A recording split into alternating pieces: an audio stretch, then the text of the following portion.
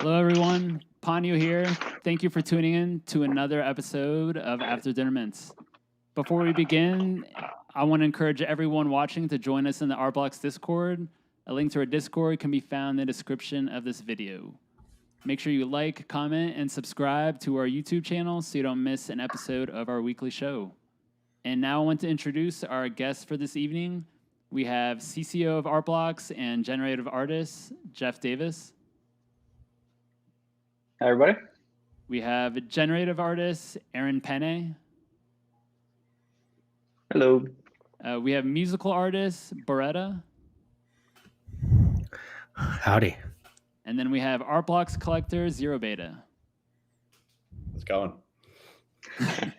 And now, before we begin, I just want to say that we're using a new format from last week's show for tonight's After Dinner Mints, where our guests, Aaron and Boreta as artists and Zerobeta as a collector, will have a discussion with each other.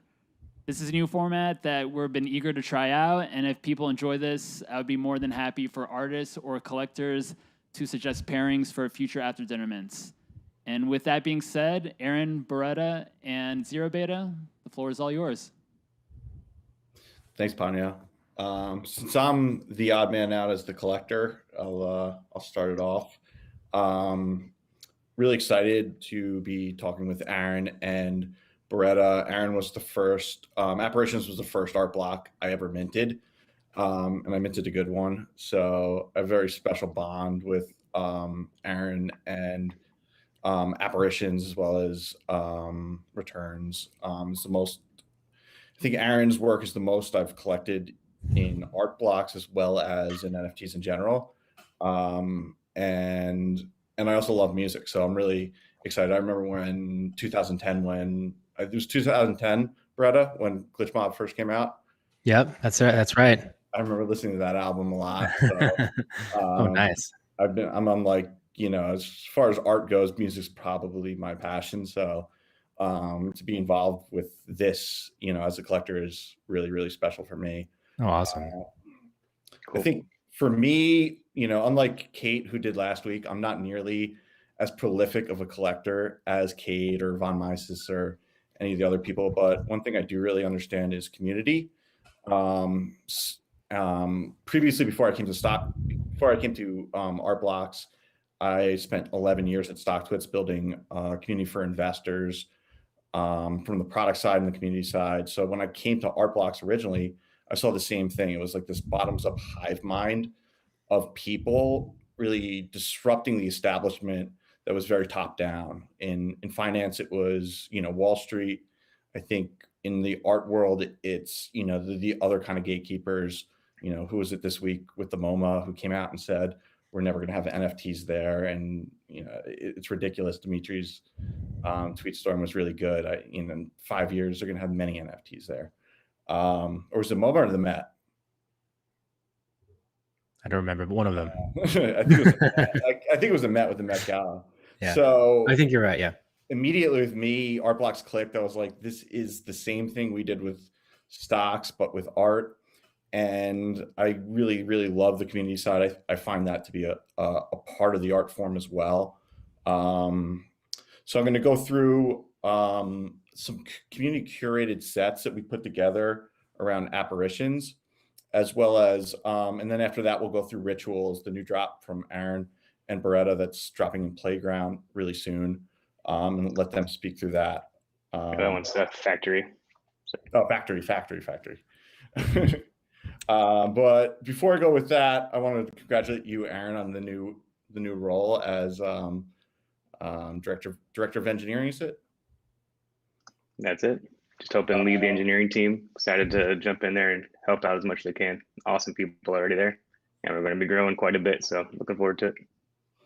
Awesome. How was it to leave Amazon and move to Art Blocks? Wow. Fantastic. Obviously, I mean, I loved working at AWS. I loved the pretty broad impact I was able to have on the team I was on. But inevitably, you're part of a small part of a large thing, and the goal of that thing is to sell more cloud services, which isn't exactly my passion. So being able to take the craft I've been honing for a couple years and do that for my day job, and then spend my nights doing the artwork is just like a dream come true. Obviously, being able to combine my passion and project is amazing. I'm really excited. Awesome. Do you see any big difference between like Web 2, Web 3 as far as building an engineering team goes? Of course, as far as skill set goes, maybe a little bit.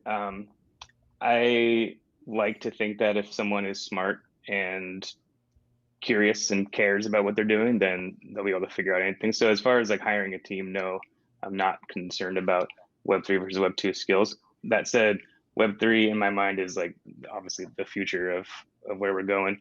I think it beyond NFTs and beyond artwork, just even the fact that you can use your wallet to sign into any number of websites without handing all your data over to some large company like Google or Facebook or Amazon is fantastic, right? You're able to have this whole new autonomy and decentralization. So in my mind, that's kind of the future of where the internet is going to go, kind of back to its roots in a way.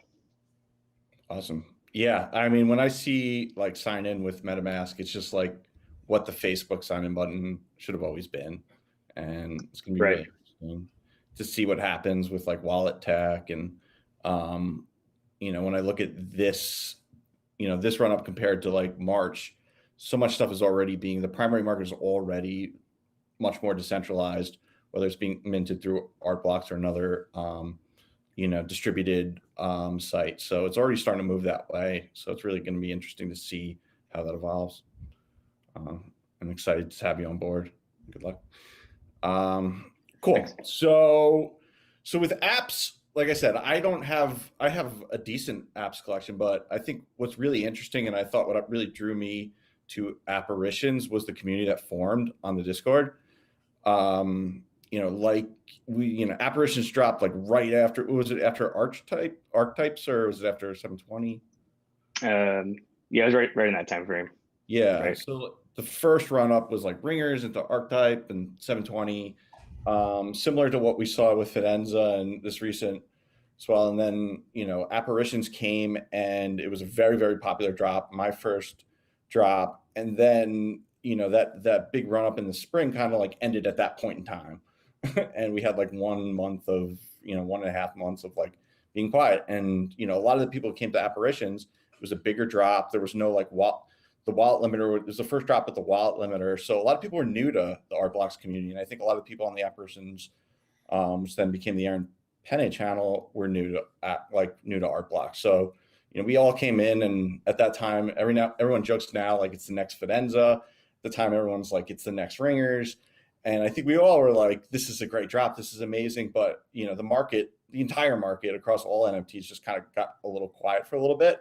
So the whole community really banded together and really started to like run through like the amazing art that made up Apparitions. And we started to curate our own commands for ArtBot in the Discord.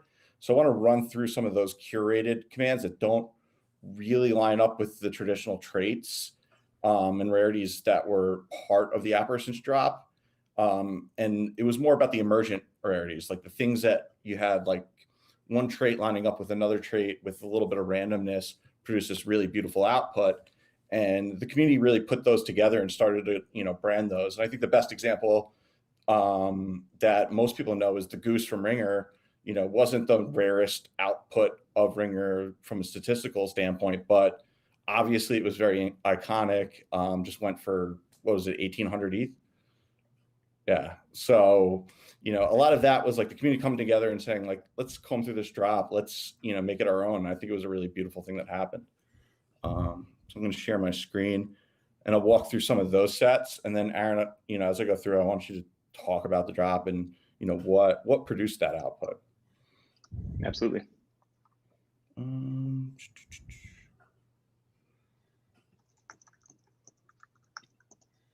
Cool.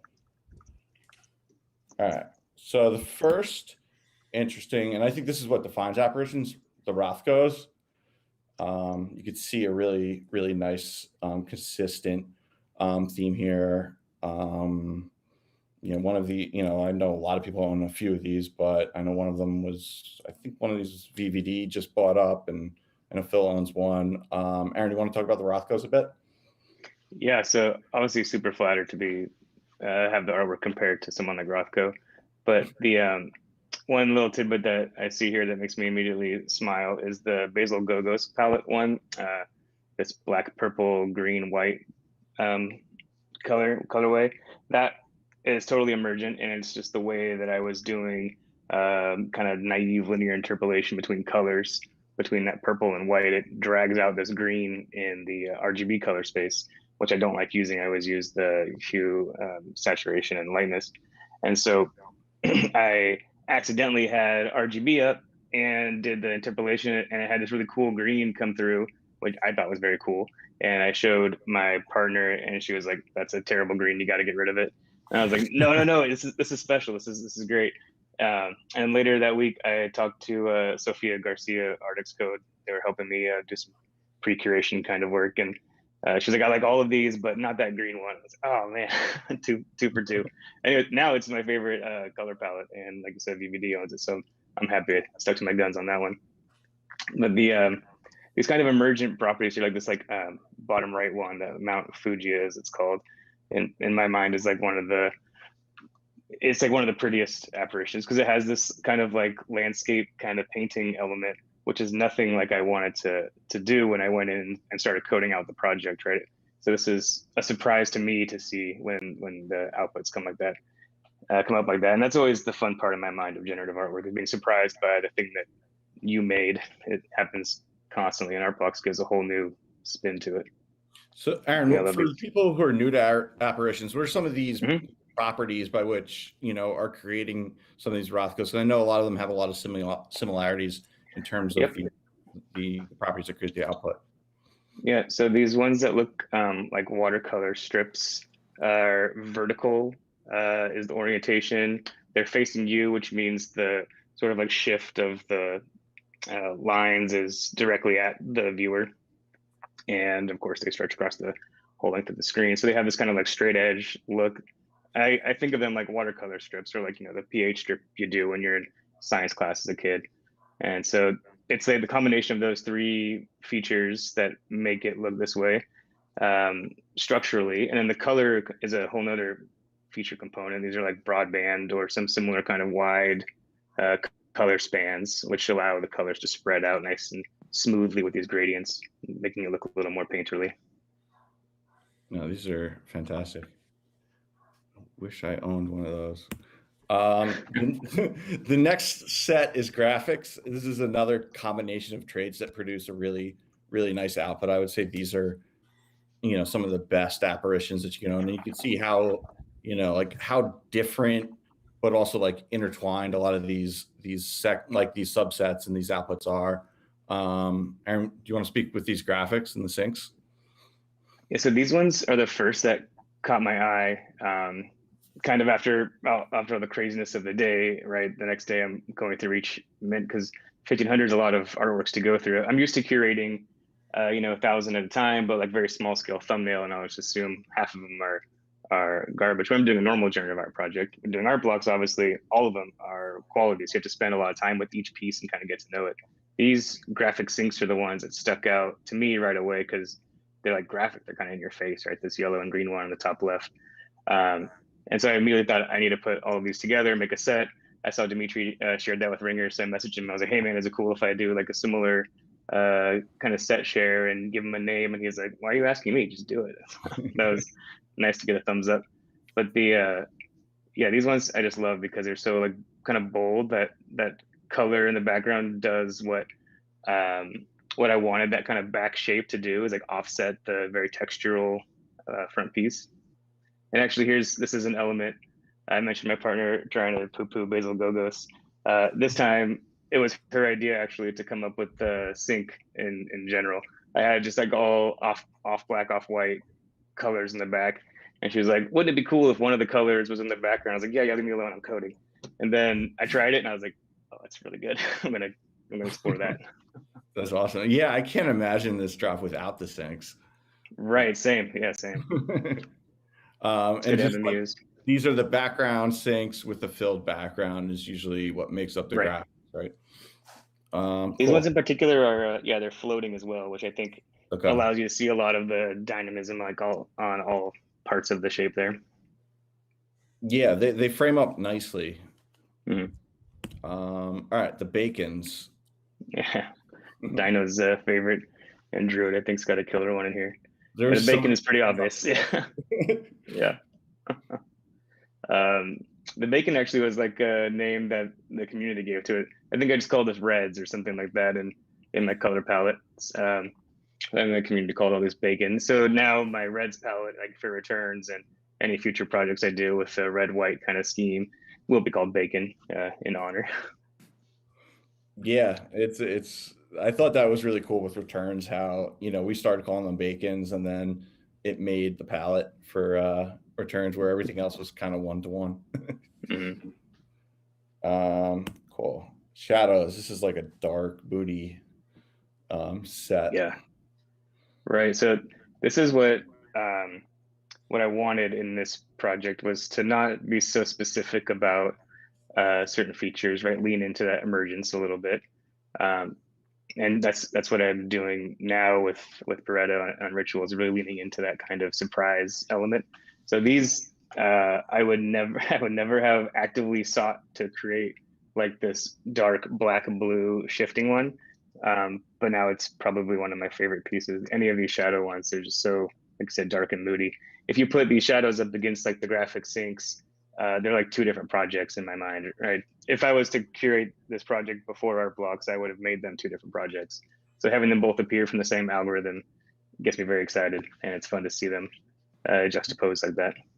Yeah, it was fun to put this together because I've always had in my head that there's such a diverse amount of output. And I think what I love about Apparitions is that there's some that I don't like. And there's some that I love. And I think that's really but they're like the ones I don't like, other people really love. And I think that's that's true diversity, where you both really, really love the project, but you're like, I don't love that one, but I really, really love that one. Right. And that changes, I feel like, throughout the week or month, which ones you're kind of drawn to. For me, I'll start to, even coming through this, I found some that I was like, man, I really love that app. And I think these are just, I think Galaxy RTK collects a good amount of these. Oh yeah, they're amazing. The next one, we got the misprints. Right. So the misprint started with that one on the bottom left there. It just looks like when you're using like a Rezo copy machine or something and the drum gets gummed up, and so you have to yank out the whole ink cartridge and you have a crumpled piece of paper smeared in black ink. I mean, that's exactly what this looks like to me. So that's it's pretty direct in the interpretation, but I feel like the community kind of took misprint anywhere there's like huge chunks of black like that, because it washes out, the more interesting structural element, but by doing so, it creates kind of a mystery or like a noir kind of a feel. Yeah, there's one that wasn't in the list that I put together, that I drew from, but the one that is the Riley that kind of disappears on the top side. I share that. I think that's Matt Delorier's actually, and that's like the noir one. Yeah. Maybe that's no. I have noir coming up. It was just another one. Oh, nice. Or oh yeah. I forget he changed his name on Discord, but they own it, and it's probably my favorite apparition, and it's been that way for a long time. Very cool. All right, forward. It's fun to see these again after being kind of like deep in the lab with Rituals. Totally different. It was fun totally different project. Yeah, I hadn't really looked at all these, and putting them together has been fun. Sashimi. Yeah, sashimi is another fantastic naming from the community. I don't remember who named it initially, but it looks just like some delicious sushi that you get when you're out. What's the combination of traits that cause sashimi, or is it just a little more random? Right. So these ones look to be like a persistent haunting, I think. So haunting is what I use to describe the variability in the vertical ridges. So basically how these ones look like, it's as if you took one kind of line and dragged it down across the screen. And so that's like a persistent kind of a look. And then when it gets really like wild and overlapping, those are called poltergeist. And I should mention, so when I'm naming these features, I always try and be I try and treat that as like a creative project in and of itself. Brett and I are talking a lot about this right now, and like the naming is like a whole creative process. So you want it to be like kind of in the same world, but also have like a personal touch and have some kind of fun or interest. So the haunting comes from my partner again. Her and I love watching scary movies. We do this thing every Saturday, Sunday. Wake up in the morning, make some breakfast, and watch a scary movie because they're always more fun in the daytime. And so this is like a reference to the varying stages of haunting. There's like premonition, which is a feature here, which has a very like subtle kind of shift in the lines. There's persistent, which is like the same shape dragged across, and periodic. So I'm imagining like a scary movie, like which kind of haunting is happening. Like, is it something that's happening persistently? Is it, periodic kind of a thing? And then poltergeist is when it's all crazy, which is just like what a poltergeist is in a scary movie.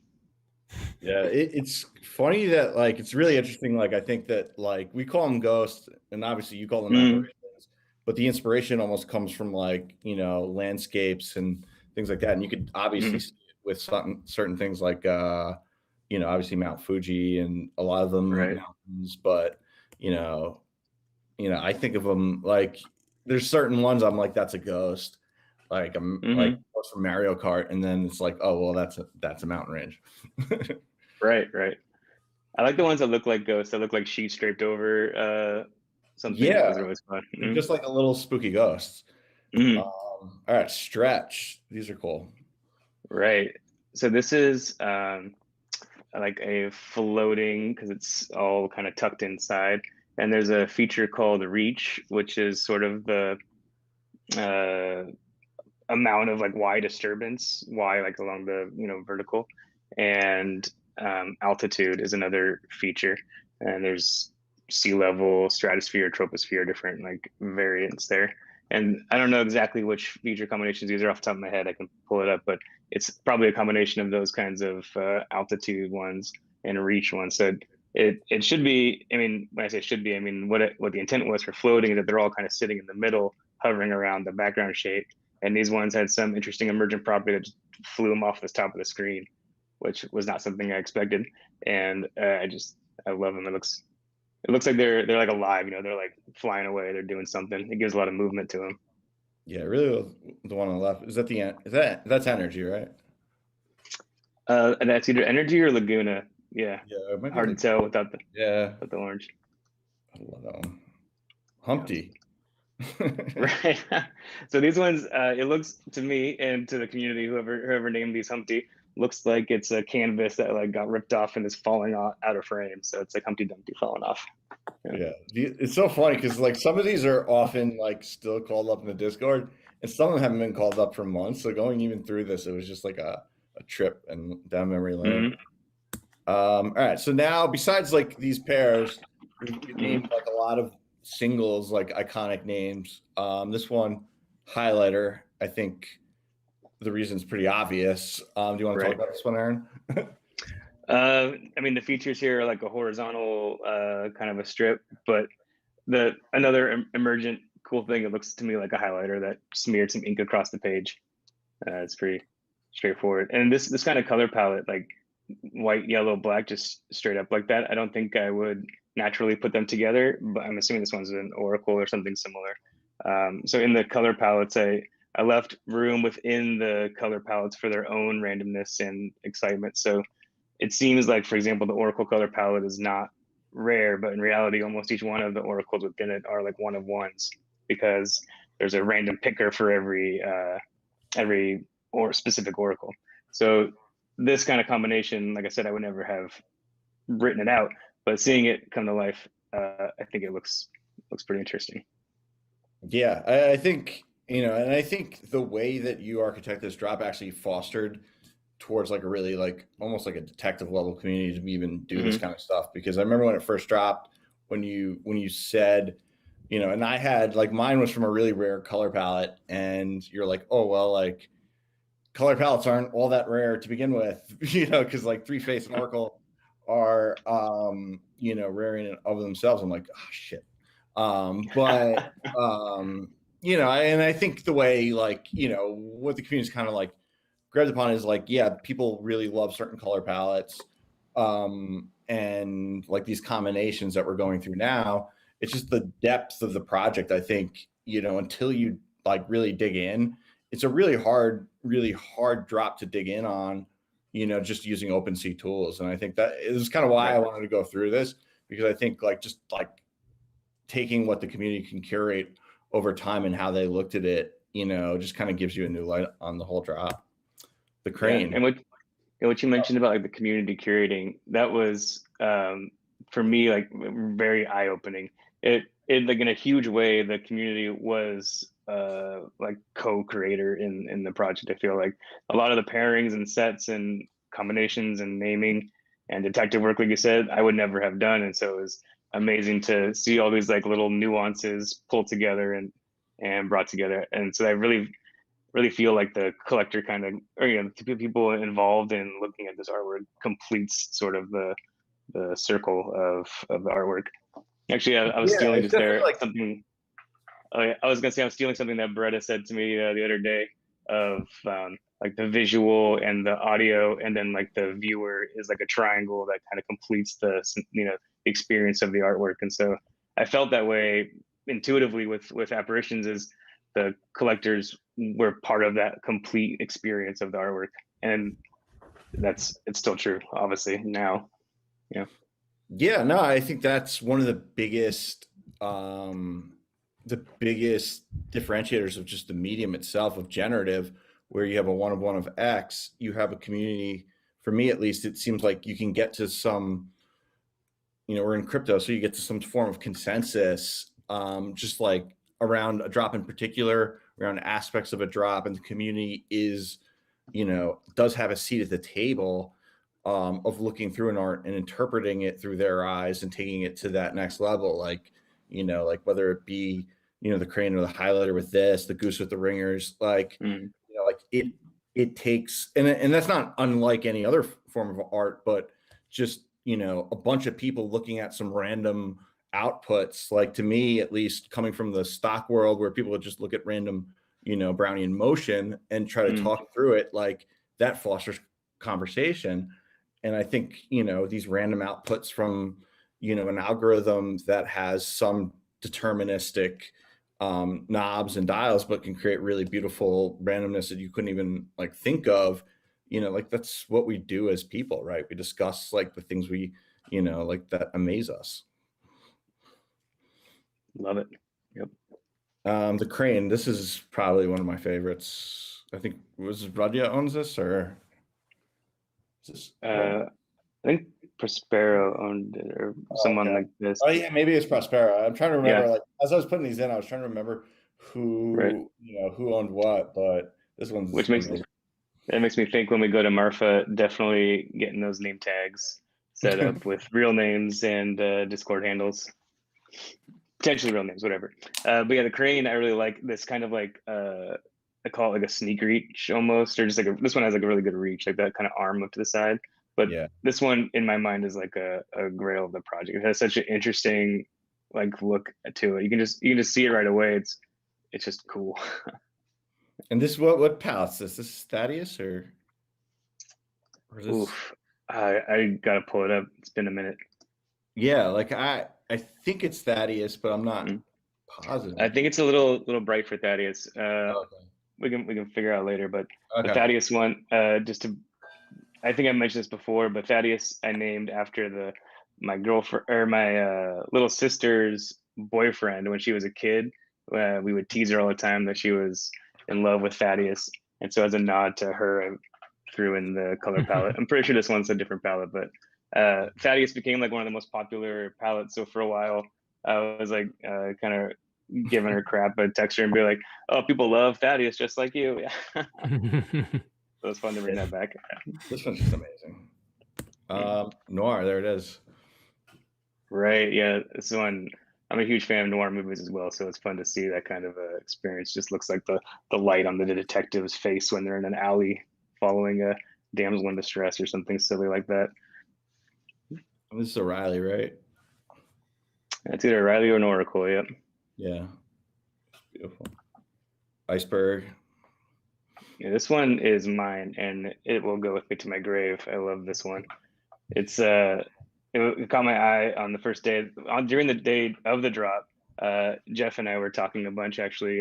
Eric, Jeff, and I are like in the pre-drop chat to make sure everything goes well, and these things start flying, and I'm like, am I like able to buy some of these? Like this is so fun. Everyone's like excited. It's just like really dynamic community explosion all of a sudden. And so even I got caught up in a little bit of the FOMO for it, and was able to snag a couple fun ones. And I wanted to gift some. I gifted one to my brother, but he actually liked a different one that I had, so I had to put that one aside. But this one I like a lot. It was another one of those surprising ones. That big swath of black in the middle with the delicate blue on top. Very nice kind of feel. Misprint vibes to it. Yep, totally. And this one has that graphic sync with the thin line in the background. Like it. Hungary. This one speaks for itself. Yep, that's right. Yeah, let's go. We can skip through the rest of these probably, unless you want to get to the good one. Oogie Boogie. Yeah, I can go through and you could just tell me which one you want to talk through. Probably yours. That's I didn't put mine on. I think red carpet's cool. What? Yeah. I was gonna say red carpet's a fantastic bacon example. The Bryce Canyon one is like a special kind of creator moment or collector moment. One of the collectors went to Bryce Canyon on a trip, and it sounded like they went out of their way to go see it in order to kind of compare against the Bryce Canyon apparition. And then they took pictures of the beautiful kind of cliff sides, and sure enough, it did look quite a bit like it. But it was cool that a collector has such a connection with the artwork that they're like making alterations to their vacation plan in order to connect even deeper with the artwork. Like that's a really powerful experience, I think. No, that's awesome. And this one's like totally topographical in nature versus like Ghost. Rainbow Road, Mario Kart. Definitely some Mario Kart, right? So this is a fun little vertical one. The hardest level on Mario Kart. I always fall off the edge. Yeah. No, I remember that. Like as a kid, it was just like face. That's amazing. Yeah, so this is like a little optical illusion on the right side, like a profile of someone's face. It looks like, according to some collectors, and I agree if you look closely. That kind of your brain filling in the gaps there, finding that face, pareidolia, whatever the word for that is. Pareidolia. Thank you. Yes, thank you, pareidolia. So that kind of like allowing the mind the space to fill in the gap is something that I really am playing with currently with this rituals project, and it definitely stemmed from similar explorations in here of these kinds of emergent features that you can point and say, oh, that's an iceberg, that's a face, that's a bumblebee, whatever it is. And yeah, it's a lot of fun. This one, because it's light, I think you could see the face more because you're used to faces in like marble and sculptures and things like that. I think it just immediately pops out to me. Right. Which really bothers me that for the longest time, I didn't know that Greek statues were painted originally. That they weren't all just like a bunch of fancy marble standing around. They're all painted very vividly. And so that totally changed my perspective on history. But anyways, I just definitely found marble. Yeah. Mount Fuji. I think we went through this one, Buzz. Amazing. Rothko, Phil's. Horns. You love the horns. Yeah. Horns are good. It's light. And then #B. Yeah. And all these commands you could like hit into Aaron Penne's channel. There's many more too. I only curated a few of them, or at least maybe half of them. If you look in the pin messages, and we can share after the show. Cool. Right on. That was fun to see. Thanks. Yeah, let me just get back to where I was going. All right, stop sharing. Cool. So that was Apparitions. Let's talk about rituals. Aaron Boreta, do you want to talk a little bit about rituals, what you guys, a little bit about the drop and how it came to be?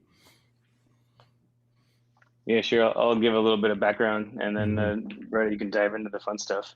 So I was actually went down to see Portals in LA to visit Jeff and see that fantastic display, and meet and hang out with Casey Reese the next day for the Century drop. So it was really cool, multiple experiences at Bright Moments, meeting all these amazing people, now friends and coworkers. And so, anyways, Jeff introduced me to Seth, a gallery owner, Bright Moments, and we were talking about just doing like some kind of normal show.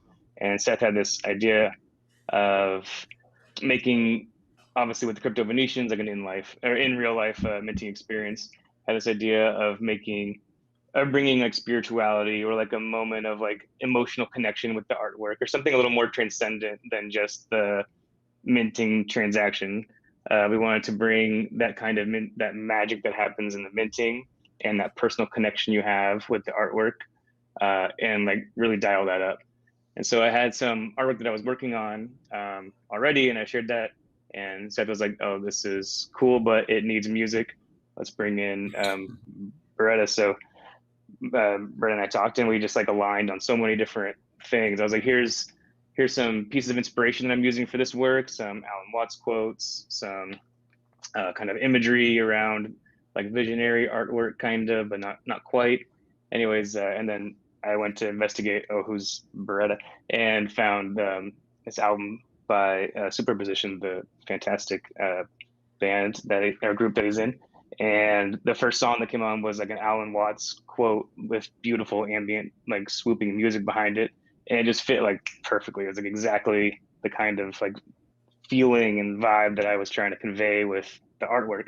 And so from then on, we've just been like gelling, trying to kind of like mind meld at every stage of the process, which is a fun challenge. It's a new thing for me to collaborate, and it's been super fruitful to go through the process. So yeah, I've been having a lot of fun working with Britta. Brett, is this your first like dive down generative art, or have you been aware of the movement or the medium before?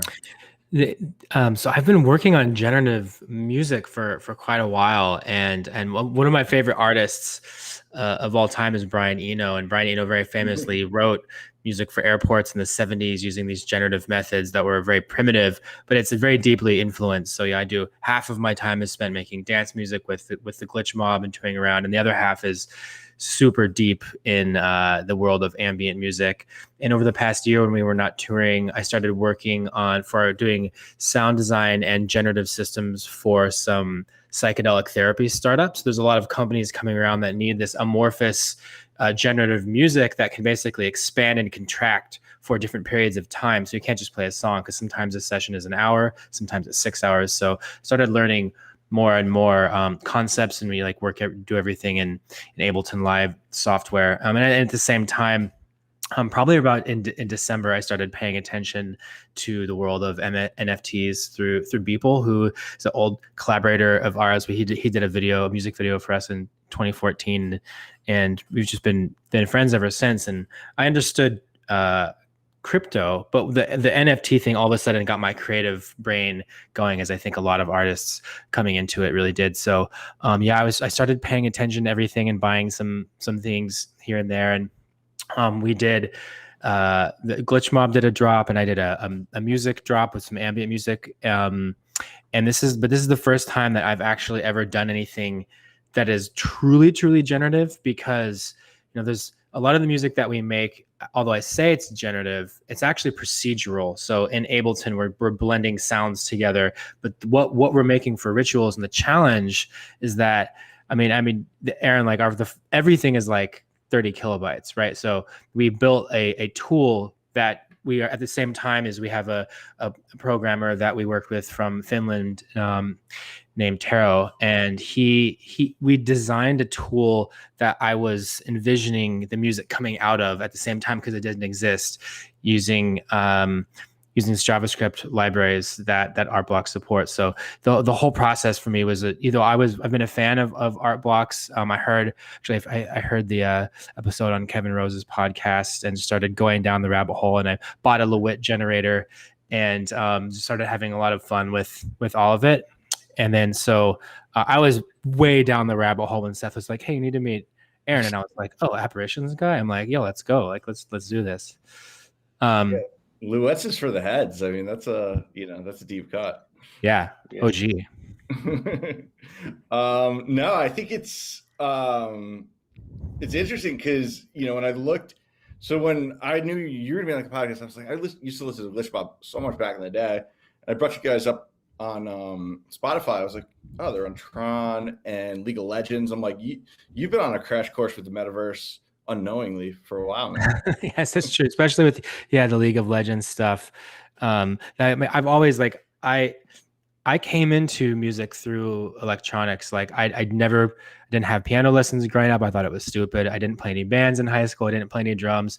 I had a Gateway Pentium 90 or whatever in my in my bedroom in high school, and I was tinkering around with music software, making music and going to underground raves. So I came into it at the intersection of technology. I understand music theory now and everything, but I'm not an instrumentalist. So for me, creativity has always come through the lens of technology and code, and it's a DIY tinkering culture for me, because at the time I didn't go to school for this or anything. It all just came from the love of sound and exploration. And do you think so? One thing we're starting to see, at least in the art world, but almost in more mainstream culture, is generative art is starting to become not just a niche subsection of art, but I think a lot of people on art blocks think potentially it is very much a big part of the future of art. And even with, I think Fidenzas and Squiggles are probably the best breakthroughs in terms of starting to really transcend even culture. Do you see the same thing happening with music? Do you see generative music being something that at least maybe cracks the top 40, at least top 40 as just a concept?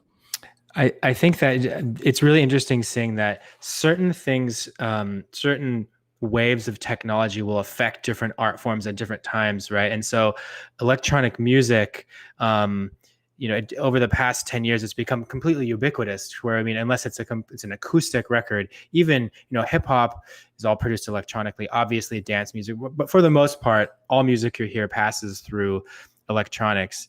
And,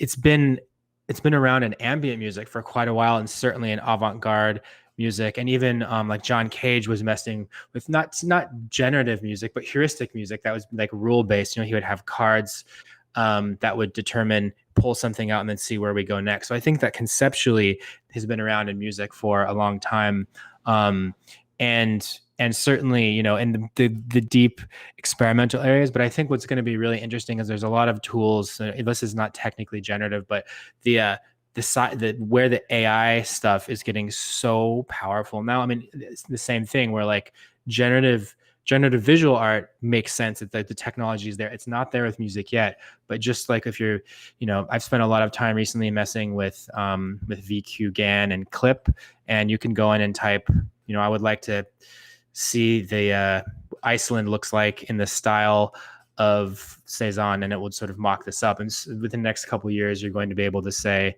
I would like to hear Jay-Z in the style of Brian Eno, and it's going to try to figure that out. And that's definitely coming, but music is a lot harder to get there. So I think that visual art is really leading the way, and everything that happens so fast in the metaverse. It's if you miss 24 hours, you're behind. So I say a couple years, but maybe even sooner. I think these tools are going to start to mature and get parabolic really, really quickly. I agree. And then Jay-Z, mashup is something I want to hear. I know that'll be our next project. And do you see what do you see as far as coming from the music business?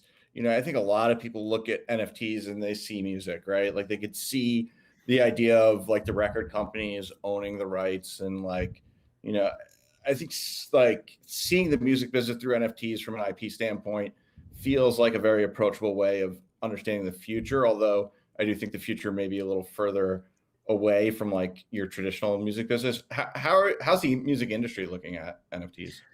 I mean, it's such an interesting moment right now. And I will say that, so Glitch Mob did a drop on Nifty Gateway a couple months ago where we had a remix we did for the White Stripes Seven Nation Army, and we created a video for it and put it up there. And it was really interesting just to see how excited people were, but also how confused a lot of fans were. So I think that like collectors totally got it, but fans weren't quite there yet. And it was really interesting. A lot of our hardcore fans, I just don't think we're really crypto native enough. So I think that like it's starting to happen a little bit more. And as these projects get more interesting and more accessible too, I mean, that's the other thing is like, I did another project recently that involved, we created a DAO around a song called A Song That Owns Itself. Well, a team created, I didn't create this. And the idea was to have a smart contract built around one song. So the song could want to do different things.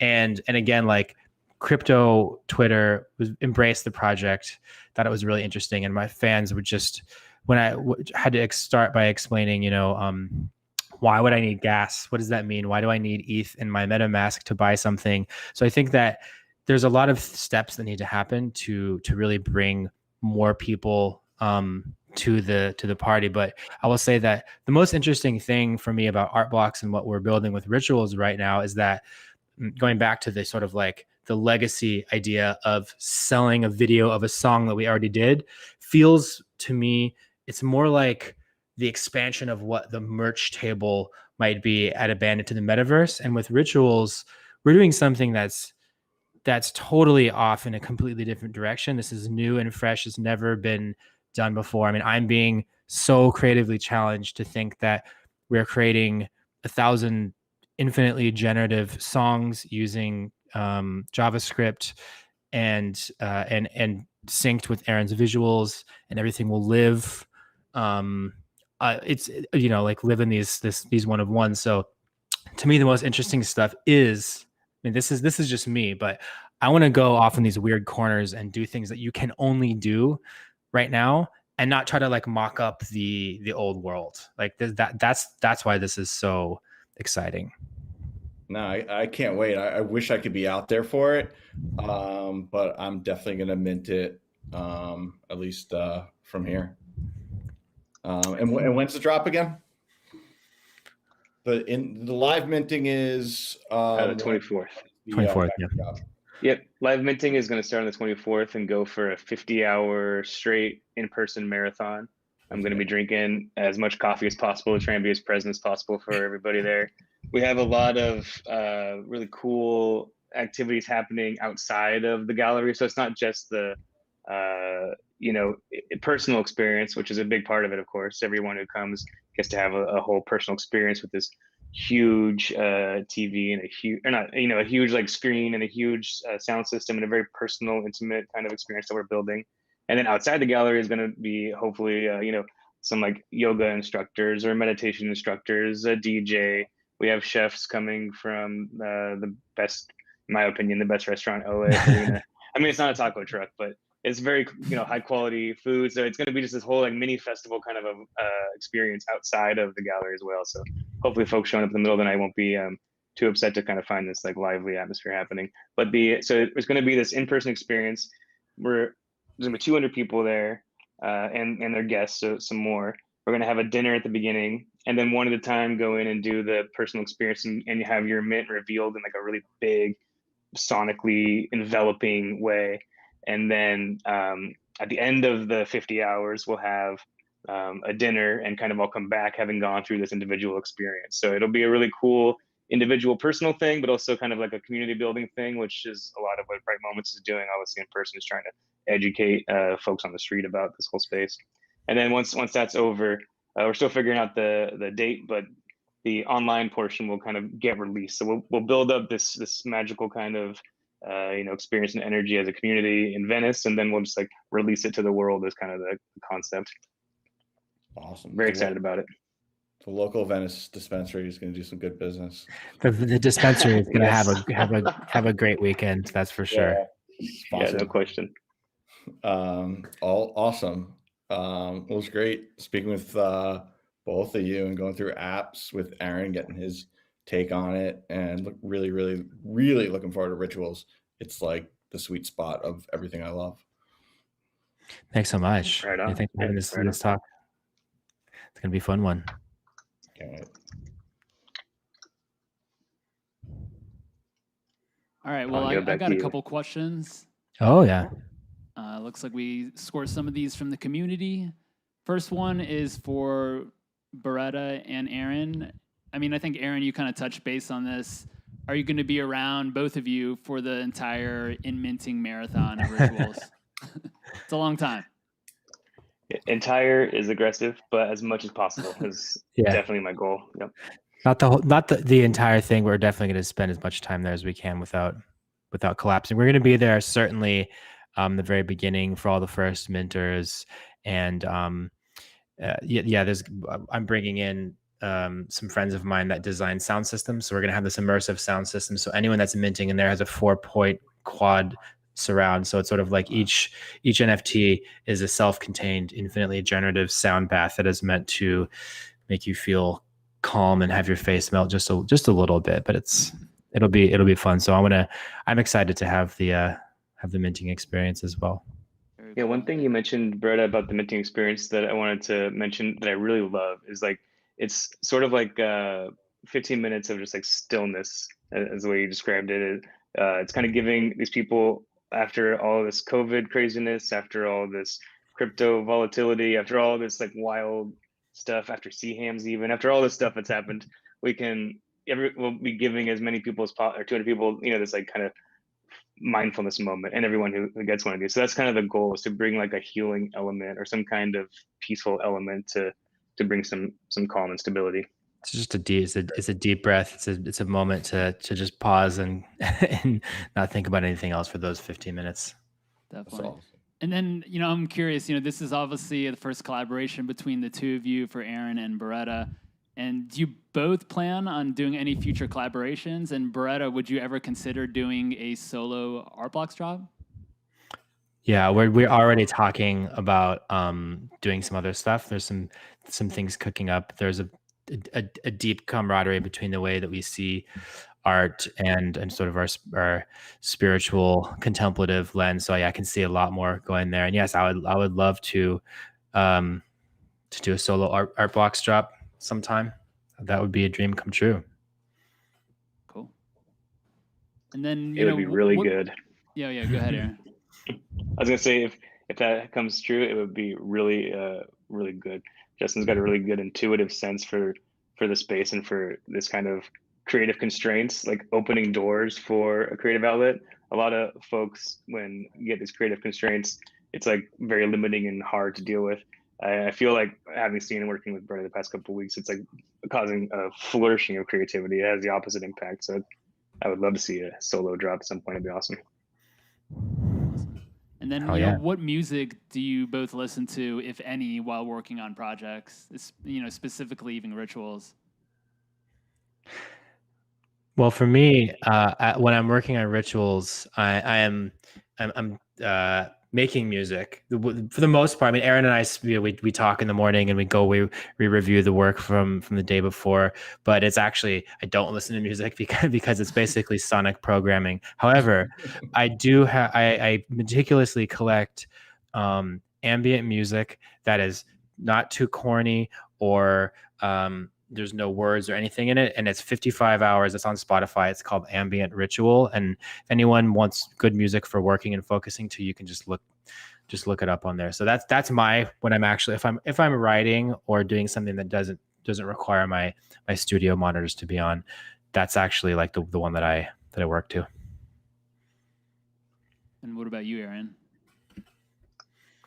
Normally I listen to like Fortet, or kind of like not lo-fi, but like beat type stuff, just for working purposes. Outside of that, I love listening to a different type of lo-fi, more like grungy, like punk rock, that kind of fun, louder music. But when coding, always something chill and mellow. When this project, it's been half listening to like that ambient playlist that Brenda mentioned, that specific playlist, and Eno albums, trying to kind of absorb some influence there. some generative influence, and mostly though it's listening to the audio coming from the project. So I'll have my code up and I'll have the visual up that I'm fussing with, and I'll have one sitting in the background just running for 20 minutes, half hour, just one of the, development rituals just going. And it's incredibly calming and immersive, and I just kind of like forget about it sometimes, and I tune back into it, which is in my mind like the beauty of ambient music is you can focus on it and enjoy it, or you can just let it sit in the background and let it kind of wash over you. Yeah, it's So right like, now, ambient stuff. yes, and it's something you said made me want to just remark on the fact that these are designed to be able to, people can listen to them, like, whether you want to have a full experience with the piece or leave it on in the background. Actually, if you just wanted to listen to music, so if you buy one, whoever ends up with these things, we are making them so that this is going to be just an ambient source of calmness in your house or from your laptop. Beautiful. Love it. And can you remind people just again, what are the days as far as like in-person minting, like the location where it's at and the dates? Yeah, so the in-person minting is happening on Friday evening, September 24th. I can put a link or give you a link, Ponyo, to share. Okay. But you can still buy tickets on OpenSea. In order to go, you have to have one of these ticket NFTs in order to show up and swap out for an ERC20 that you'll use to do the rituals mint. So you can buy tickets online. It's the September 24th, Friday evening, straight through till Sunday evening, and there's dinners at both ends for ticket holders. So if you buy a ticket, you get 2 fantastic dinners, you get a unique artwork experience, you get to hang out with us hopefully, and you get to go to Venice, which is always fun. Love it. It sounds like a definitely worth the ticket price in my opinion, for sure. Mm-hmm. Well, I appreciate all 3 of you being here, for Zerobeta, for Boreta, and Aaron, for this lovely conversation. Definitely look forward to seeing rituals and the minting, seeing that all come through on our blocks, and I'm really jealous of the people that are definitely attending in person. I think it's going to be a very special experience. There will be more. You'll have to come next time. Yeah, absolutely. Yes. I definitely will do that. Well, I want to transition on now to our love to see it moments of the week. They're basically just highlights, some things that are positive in our community. First one is from Kate, who nominates Null Flicker for helping upgrade her audio setup, and also to Philbert, who offered to build a gallery for Kate, both things that were needed for last week's amazing After Dinner Mints experience. And the second one is from Alexi, aka Mac Tui Tui. Wanted to thank Aaron Penne for all the support and help he has provided over the last several months. So thank you, Aaron. Definitely worth the shout out. You've been such an instrumental part of our blocks for the artists and just the community. So really appreciate it. And we definitely welcome Boreta into the family. Looking forward to seeing you around more often. And for anyone else that has a love to see it highlight of the week, please drop me a DM so we can share some positive highlights from the community. And now I want to shift things over to Jeff Davis, see if he has any news and notes for the community. Yeah, not too much. So I guess we're pre-recording this, but so by the time this airs, we will be shortly adding a couple new people to the Art Blocks team. So we'll be looking forward to announcing that on Monday. My timing's a little off right now because of where we're doing this. But yeah, that's it. Yeah, otherwise we're just sort of, continuing to move forward, and we're bringing on new artists, looking at new projects, and so just continuing to forge ahead. And so one thing I was thinking of when we were just talking, so I have a ticket to go to Ritual, so I'm very excited to go participate on Saturday. I got a great time. I got 5 p.m. They were all randomly assigned, but I got a good right. I don't have to be up at 4 o'clock in the morning. But then the other thing I was thinking about was the Mints channel for that entire weekend. There's going to be a new mint every 15 minutes coming through the Art Blocks Mint channel. And so even when you're not on site, this is going to be a really cool experience just inside of our Discord too. So something that just kind of occurred to me today. That's going to be a really cool part of this too. So looking forward to it. And then just a little note to add on top of that, on next week's show, which will be live, we'll actually, on September 26th, we're going to have our very own Jeff Davis on Oh, for hey, that me evening. again. That is you again. And then also Matthew Shapiro, who is the founder of I'm Not Art NFT Gallery in Chicago. And that's where Jeff was a couple weeks ago for your neighborhood project. Is that correct? Yeah, that's right. So, yeah, not last weekend, but the weekend before. They were just fantastic to work with. And I'm from Chicago originally, and sort of when I discovered that they were getting this NFT gallery going, I immediately reached out. It was very similar to like Bright Moments. It was very early, like, hey, what are you guys doing? Let's get art NFTs out in the world in a gallery. And so they're following a different model, but kind of same sort of energy, very community based, bringing NFTs to the city of Chicago, creating a gallery space for that. So yeah, so I had a show there, and they've just got great things planned. So it'll be fun to have him on the show talking about what they're cooking up there in Chicago. Yeah, we definitely look forward to that. Well, I want to also give this opportunity for Aaron and Boreta to just provide any, social media, any kind of way that people can reach out to you, any other news and notes on your end. Go ahead, Aaron. You can go ahead and find me on Twitter or in the Aaron Penne channel on the Artblocks Discord. Always happy to chat with fellow art lovers. And I'm at Boreta, Boreta on Twitter. Or you can see my website at boreta.net. Excellent. I also wanted to say for big thank you to Justin Zerobeta for jumping in. So one of the background of why we're chatting tonight, Justin's been like a huge community leader in art blocks in general, kind of like a block talk shepherd almost, I'd say, which is a dangerous role to try and fill, and he does it really well. But one of the things that happened a couple weeks ago was I popped in to Block Talk after having a rare midday beer and was being all gushy, saying how great the community is, and so thankful for everybody, staying positive amongst all the wild stuff that was happening on that day, whatever it was.